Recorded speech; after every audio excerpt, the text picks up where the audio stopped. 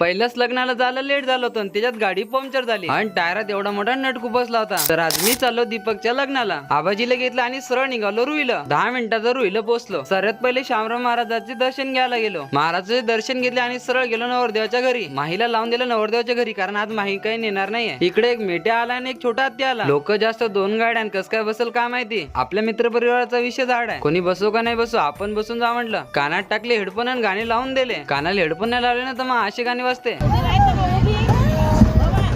15-20 मिनिटं गाडी चालली, पण तेवढ्यात आम्हाला उतराच काम पडलं। काय झालं पाहिलं तर ड्रायव्हर काका म्हणे टायर पंक्चर झाला म्हणे। पंक्चर बी झाला आमच्याच गावात एवढं, तेवढ्यात आमच्या गावातलं वरड चाललं होतं। काकाला म्हटलं लवकर पंक्चर काढा, पहिल्यांदा तर आलो होतो वरडासोबत। एवढा मोठा नट खुपसत असते की या नटानं तर झाली आमची गाडी पंक्चर। मग ड्रायव्हर काका म्हणे काकानं 15-20 मिनिटात टायर चेंज करून टाकला। मग सर्वजण बसलो गाडीमध्ये। पहिलेच लेट झालं होतं, मग काकांना 540 स्पीड मध्ये आम्हाला पोहोचवलं ज्या गावामध्ये लग्न आहे त्या गावामध्ये। जाताच बँड बाजावाल्यानं आमचं स्वागत केला।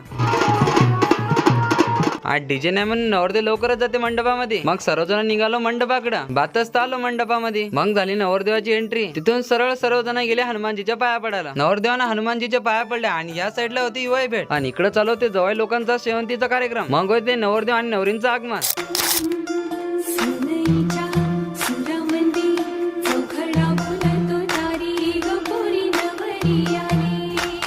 त्यानंतर लागते मग लग्न लागल्यानंतर सरळ बसतो आम्ही जेवण करायला। आणि आज खरंच वांग्याची भाजी गपगप शिरत होता। छान प्रकारे जेवण करून घेतलं, त्यानंतर गेलो मग फोटो काढायला। सर्व कार्यक्रम झाल्यानंतर टेम्पोच्या मागं बसून आम्ही निघालो मग घराकडे।